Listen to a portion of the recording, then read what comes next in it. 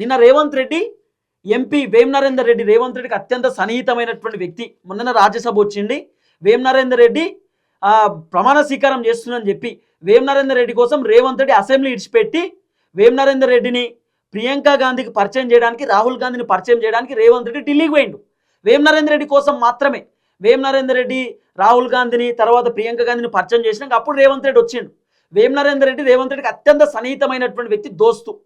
ఇక వేం నరేందర్ రెడ్డిని తీసుకుపోయిండు, శ్రీధర్ బాబు మంత్రిని తీసుకుపోయి గవర్నర్ సార్తో దాదాపు గంట సేపు రేవంత్ రెడ్డి మాట్లాడేటటువంటి కార్యక్రమం చేసిండు. రేవంత్ రెడ్డి ఇప్పుడు గవర్నర్ సార్ దగ్గరికి పోయిందంటే కారణం కేవలం అజారుద్దీన్ కోసం మాత్రమే పోయిండు. అజారుద్దీన్కి మంత్రి పదవి కంటిన్యూ కావాలంటే అట్లీస్ట్ మీరు గవర్నర్ కోటాలో ఎమ్మెల్సీ ఇవ్వండి సార్ ప్లీజ్ అని చెప్పి గవర్నర్ సార్ని రిక్వెస్ట్ చేయడానికి రేవంత్ రెడ్డి లోక్ భవన్కు పోయిండు అనేది కొంత వినబడుతున్నటువంటి చర్చ. లోక్ భవన్కి రేవంత్ రెడ్డి పోయిండు. గవర్నర్ శివప్రసాద్ శుక్లా గారితోటి రేవంత్ రెడ్డి భేటీ అయిండు. సో గవర్నర్ సార్ తోటి దాదాపు గంట సేపు మాట్లాడేటటువంటి కార్యక్రమం చేసిండట. సో శ్రీధర్ బాబు కూడా రిక్వెస్ట్ చేసిండట.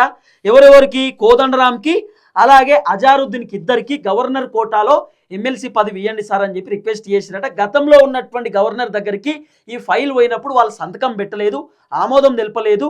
సో దయచేసి మీరన్నా అట్లీస్ట్ సంతకం పెట్టండి సార్ ప్లీజ్ అని చెప్పి రేవంత్ రెడ్డి గవర్నర్ గారిని రిక్వెస్ట్ చేసింది అనేది కొంత వినబడుతున్నటువంటి వ్యవహారం.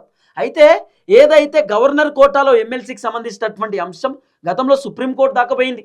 సుప్రీంకోర్టు ఏం చెప్పారు? మీరు ఫస్ట్ పోయి గవర్నర్ని కలవండి, గవర్నర్ గారితో డిస్కస్ చేయండి, ఆ తర్వాతే మా దగ్గరికి రండి అని చెప్పి సుప్రీంకోర్టు కూడా చెప్పేటటువంటి కార్యక్రమం చేసిరట. హైకోర్టు పోతే హైకోర్టు కూడా అట్లనే చెప్పిరట. సో ఇప్పుడు రేవంత్ రెడ్డి మరో ప్రయత్నం చేస్తున్నాడు.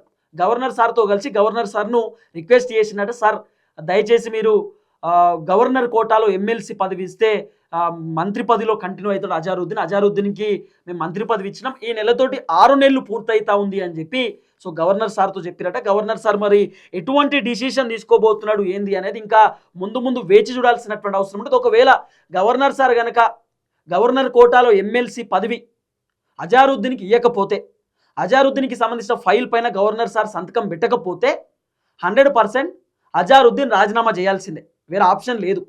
సో మ్యాక్సిమం అజారుద్దీన్ ఈ నెల 22వ తారీఖు లేదా 23వ తారీఖు ఆయన మంత్రి పదవికి ఆయన రిజైన్ చేయబోతున్నట్టుగా కొంత వినబడుతున్నటువంటి చర్చ. అంటే రేవంత్ రెడ్డి కన్ఫ్యూజన్లో ఉన్నాడట. గవర్నర్ సార్ సంతకం పెట్టడా అనేటటువంటి కన్ఫ్యూజన్లో రేవంత్ రెడ్డి కూడా ఉన్నాడు. కాబట్టి గవర్నర్ సార్ కనుక ఒకవేళ అజారుద్దీన్కి సంబంధించినటువంటి ఫైల్ పైన సంతకం పెట్టకపోతే ఖచ్చితంగా అజారుద్దీన్ మంత్రి పదవి కంటిన్యూ కాదు. కాబట్టి అజారుద్దీన్ మంత్రివర్గం నుండి వెళ్ళిపోయేటటువంటి అవకాశం ఉంటుంది. మళ్ళీ మంత్రి పదవికి రాజీనామా చేసేటటువంటి కార్యక్రమం చేయొచ్చు. ఇది కొంత వినబడుతున్నటువంటి చర్చ.